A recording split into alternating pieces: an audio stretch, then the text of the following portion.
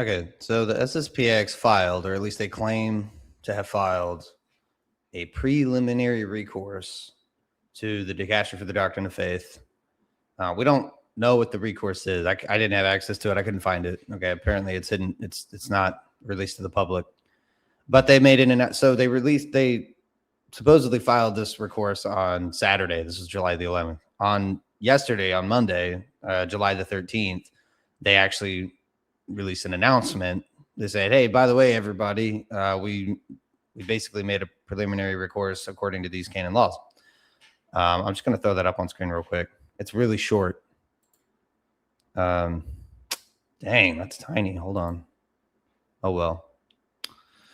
Okay, yeah. So the SSPX announces that in response to the decree, this is the decree on July 2nd from the DDF. We're just letting you all know, basically, is what they're saying. It submitted on 11th of July a preliminary recourse to the same dicastery in accordance with Canon 1734 and following the Code and Canon Law.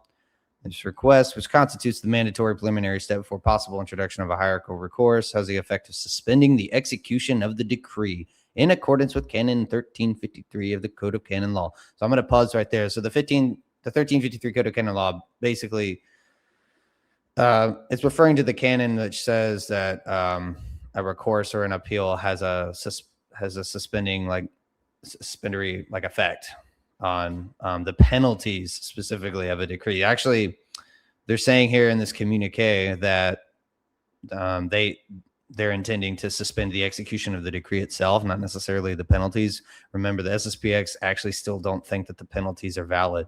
Okay. They still think that their penalties are null and void. They don't think they're actually communicated, but they are just saying that, they're suspending the decree in general. They believe by submitting this recourse, so-called. Anyway, by this recourse, the society intends to exercise the right which the church recognizes to any person who considers himself harmed by an administrative act to seek its correction in a spirit of respect for ecclesiastical authority and a faithful attachment to justice, truth, and the good of the church. The SSPX entrusts this request to the competent authorities and commends this undertaking to the prayers of all the faithful. And that's that. Get that off the screen. It's way too small. Anyway, so it's interesting. So it surprised everyone. Everybody's talking about it. I'm the last person to be talking about this because everybody else beat me to the punch. I don't care, but I'm just saying, the word's got around. Everybody's read the letter. Everybody knows about it. And everybody, because it surprised everyone. The SSPX has never done this before. And that's why this is important, because Archbishop Lefebvre never made an appeal like this or a recourse or released a letter in that sense. He never gave the Rome the time of day. He had no intention to. He didn't feel like he ever had to. And I didn't feel like the SSPX would ever feel that they would have to as well. This certainly surprises me, but what's even more surprising to me is that apparently the SSPX still believes that they have not incurred late sententiae. Okay, they believe that they're not excommunicated. They still don't think they're schismatics. They don't believe that they have incurred any punishment or penalties whatsoever. So it leads me to ask the question: what does the society actually expect to gain from this? So I'm going to go over there in a bit, but I mean, first of all, I want to talk about why are they calling it a preliminary recourse and not just an appeal? And I think it's an important wording. An appeal is, if they were to try to appeal the decree, it would suggest that they were maybe changing their stance or that they accepted the penalties incurred. But the SSPX are not changing their stance. They're not saying that they're guilty. They're not admitting guilt. They're not saying sorry. They're not accepting the charges, so to speak. They're just trying to they're trying to have recourse to the decree, whatever that means. We don't really know what it means. I mean, I don't know, but I mean, leading us into, what do the SSPX expect to gain from this? I mean, all we have are the hints from the communique itself. I guess if we go back into the communique, I guess I could throw it back up here. These tiny letters that I can barely read. By this recourse, the society intends to exercise the right which the church recognizes to any person who considers himself harmed by administrative act to seek its correction. So they're saying they feel themselves harmed by this decree, even though they don't feel like they've incurred any punishments from it, they think it's BS, but they still feel like it's harmful. And whom does it harm?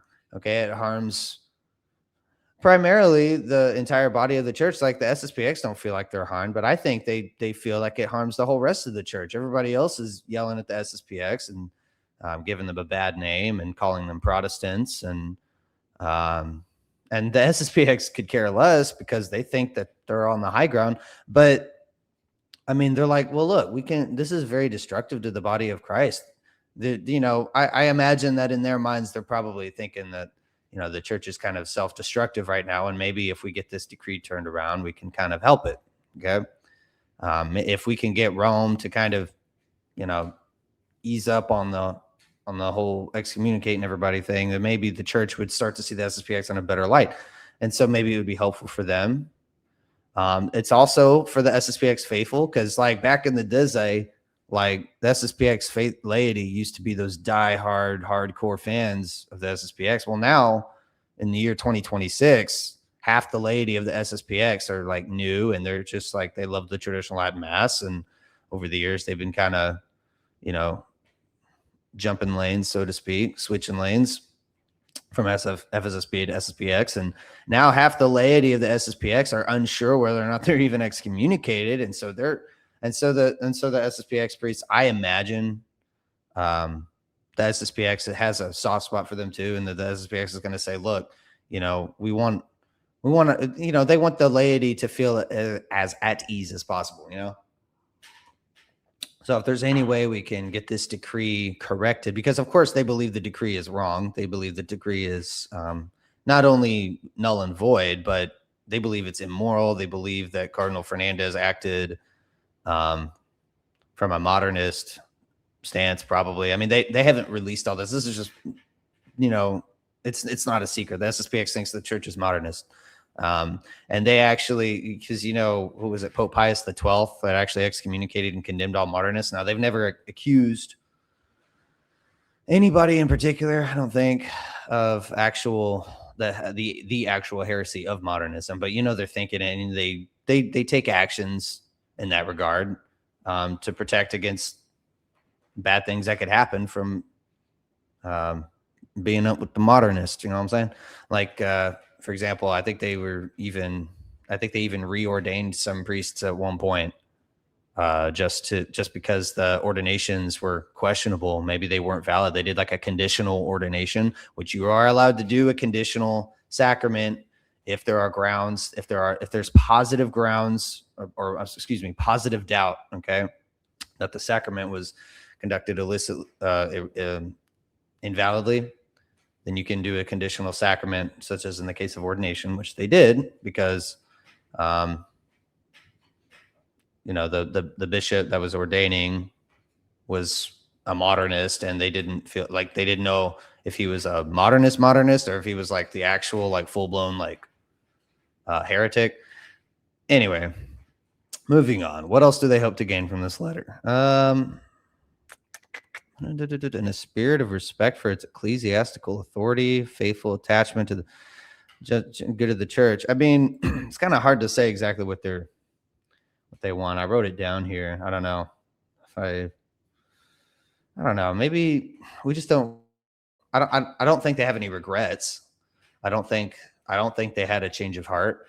But if they do, then we don't know what that is. We'll just have to wait and see. Father Don David Pagliurani doesn't seem like the kind of guy who's going to change his mind after something like this. He's not going to be like, oh man, I messed up, I need to go fix myself. Like, I don't think he's thinking that right now. Of course, I feel that they think they're doing this out of charity, which they probably are. The SSPX priests are very charitable for the most part. Other than that, it's hard to say what they expect to gain. Now, I want to talk about Archbishop Lefebvre. Archbishop Lefebvre never made an appeal or a recourse. Why? Well, because the 1988 version of the July 2nd decree basically was a decree from the Apostolic See itself. It was from John Paul II. And so you can't appeal something that comes straight out of the chair of Peter. There's nobody to appeal to. at all.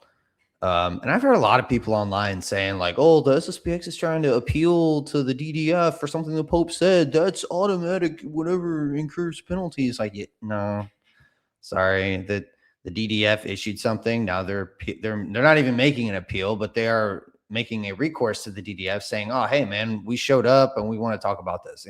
Like they're not challenging the DDF on the DDF's own judgments that we know of. They're just having a preliminary recourse. Okay. So they're not doing anything wrong here. Actually, they're doing the best thing that they could possibly do. Taylor Marshall says the best thing they can do is like plant their face at the steps of St. Peter's and wait until the Pope comes out. That's bad. Don't do that. That's a bad idea. That's dumb. Sorry. But no, so they're probably doing the best thing that they could do right now, which is they're following canon law. And they're being criticized for it. I don't know why they're being criticized for it by many. Some people are praising it. I certainly think it's constructive. I certainly think it's a step forward. And it's refreshing to see after all these years, SSPX is, finally, doing something that looks hopeful. I mean, this is after everybody's been saying that they're prideful and not willing to cooperate. The SSPX has always been willing to cooperate. They just, the Vatican has not. There's some things the Vatican shall not budge on, and that's that. But in any case, you can't make an appeal to the Apostolic See for something the Apostolic See said. And like I said, and Lefebvre didn't get the DDF decree. He got the decree of Ecclesia Dei. And there was really nothing in there to appeal. And I want to throw this on screen because I want to kind of show you, not a lot of people, I feel, have actually paid much attention to Ecclesia Dei. I wanted to find something rather interesting. Where's it at here? Here we are. This is Ecclesia Dei. So this is an apostolic letter of the Supreme Pontiff, John Paul II. This was in 1988. Okay, he wrote this to the church, basically talking about Archbishop Lefebvre. And he goes through a lot here. I'm not going to read the whole thing. But what's interesting is that the decree part takes place down here at section 6. All right, section 6. Taking account of the importance and complexity of the problems referred to in this document of virtue on 30, I decree the following. Okay. He goes, a commission is instituted, whose task it shall be, yada, yada, yada. Okay, so he's commissioning the Ecclesia Dei communities here, now linked in various ways to the fraternity founded by Monsignor Lefebvre, who may wish to remain united to the successor of Peter. This commission is composed of a president. Everybody must be shown, yada, yada, yada. Okay, so he's decreeing things on the Ecclesia Dei communities themselves. He does not decree that they are that the SSPX is excommunicated. He does not decree that they are schismatic. He says they are, kind of like how Cardinal Fernandez did it. Like he says they are, he just doesn't decree that they are. Let's come up here where he says it. I want to see what language he uses. It's kind of all over the place here, dang. Okay, right here. In itself, section 3. This act was one of disobedience. Hurts everybody. Yep. Disobedience implies in practice the rejection of the Roman primacy. That's false. He did not reject the Roman primacy. Maybe it implies it, but he did not reject it. He told you he didn't reject it. Constitutes a schismatic act, which it didn't. In performing such an act, Lefebvre and the priest and all these dudes have incurred the great penalty of excommunication and visited by ecclesiastical law, which we later found out that they did not. But it's like a side note. It's kind of like how it was with the DDF with Cardinal Fernandez. I mean, it's like he briefly mentions it, but then he goes on to the Ecclesia Dei communities, okay? And that's the decree part of the decree. There was nothing to appeal, nor was there anything to have recourse to, which is why Archbishop Lefebvre didn't appeal it. It was the Apostolic See anyway. Even if it was a decree of like, I hereby decree that they are excommunicated, like you can't appeal the Apostolic See like that. The Apostolic See like that. But in any case, there was nothing to decree anyway. The decree was about the Ecclesia Dei communities, and the SSPX members, some of them defected and ended up forming the FSSP and some others. Anyway, I thought that was interesting. Wanted to go over that. What's the best case scenario? Best case scenario? Best case scenario is everything goes back to the way it was before the consecrations. So the Pope comes out and says, okay, so after deliberating all this SSPX and the whole preliminary recourse and all this crud, this is months later by now, And he's like, okay, so the SSPX are good. You can go to their chapels.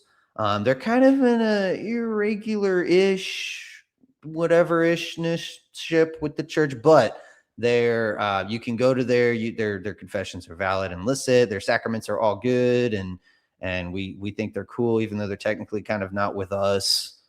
They're still like, I guess they're okay, and then the faithful too are like happy again, like my parents are actually comfortable with me going to the SSPX from now on, kind of thing, where it's like, you can go to the SSPX or the FSSP and everybody's just happy and like, oh yeah, we're good. It's, it's the mass. We're not like in camps here. It's not like now I'm labeled as a heretic or whatever, because I go to the SSPX, which I have been for the last 2 weeks. Since the consecrations, I've been going to the SSPX still. And it's been getting a little awkward in some conversations I've been having sometimes, but other than that, but anyway, best case scenario is everything goes back to normal. Worst case scenario, really, I don't know. There's no worst case scenario. Worst case scenario is that DDF completely ignores it. Cardinal Fernandez does nothing, and it's just like, okay, well, that made us look stupid. Like, it's like the SSPX is going to look dumb, but that's probably the worst case scenario. They're like, what worse can happen? Worst case scenario, unrelated to the preliminary recourse, would be something like, Father Pagliarani comes out and says that the Pope isn't the Pope after all, or something. Like that would really, like, come on, dude. But he wouldn't. He never would. The worst case scenario is Cardinal Fernandez totally ignores it, and Pope Leo is like, and that's it. Because then we're left in the dark still. I mean, what if the decree came back and Cardinal Fernandez says, okay, so you want a real decree? All right, fine. So then he writes up an actually believable decree, one that actually follows penal form and looks like he didn't just write this up without consulting anyone, which he didn't. Then it's actually going to lay out in black and white what's the his up, and that's almost worse. Right now, as things stand, it's so novus orderly vague, and everybody's arguing about it that it's almost like that. It's almost like that's worse. I don't know. It's like, well, I don't know. I can't really decide which one's worse, to be honest with you. Yeah, I don't know. I still think the worst case scenario is nothing changes whatsoever, but something will change. Something will happen. This is the SSPX is putting the ball in the court of the Vatican. They have to do something, otherwise they're going to look like, evil bad guy father. So they'll do something. We'll just have to see what it is. But yeah, I guess that is it. I know everybody already knows this, so there's no reason for really. I'm not like trying to bring something new and fresh to the table. I will bring up this code of canon law before I go. Found this interesting. While I've got it, I might as well throw it up here. Where is this? Code of canon law. The method of proceeding administrative recourse in the rule of transit pastor, section 1, recourse against administrative decrees. All right, so we're going to 1734. That's the one that they quoted in the letter, by the way. Well, what's interesting though is which is the one that says you have a 10-day time limit? There's one that says you got a time limit of 10 days on here.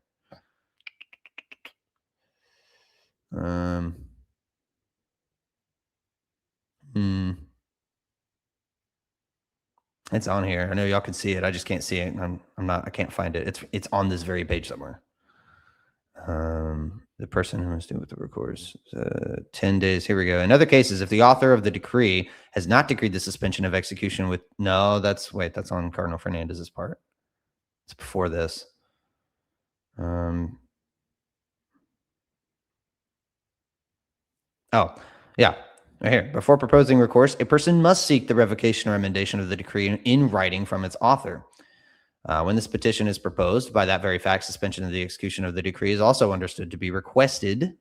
Okay, key term, requested, not granted. The petition must be made within the peremptory period of 10 useful days from legitimate notification of the decree, which is accurate. I mean, I think the decree was issued on the 2nd of July, and the petition was filed on the 11th. So they like 9 days. Anyway, I found that interesting. Other than that, I'm not going to be going into canon law. I really don't like canon law, to be honest with you. It's like really, it's like people argue about it. It's like canon this, well, actually canon that. It's like, come on, guys, charity, man. I'm not a canon lawyer, nor do I have to be. Some people have to be. Okay, I mean, canon law is very useful and good, and you have to have it. But I'd rather not have to be a Jew about it if I don't have to. You know what I'm saying? Because people be acting like Jews up on here, up with their canon law, and it's like sometimes they're right. Don't get me wrong, but I'd rather not. I'd rather just go with the charity route because I have the option to. So that's what I choose. And I'm honestly tired of the whole SSPX thing right now. I'm tired of canon law. I'm tired of this is valid or this is illicit. And I'm tired of arguing about it. I'm tired of my dad looking at me like I'm like, are you excommunicated this weekend? Like, without saying it. And it's like, I'm just tired of the whole thing. I'm ready for it to go back to normal. But I won't give up. We'll fight through it. I'm not a doomer. I don't know when to quit. All right. I'm ADHD. I used to be really hyperactive as a kid. My hyperactivity kind of slowed down a bit as an adult, but I still don't know when to quit. And yeah, I'm tired, but I'll keep on trucking. That's all I got. That's all I wanted to talk about.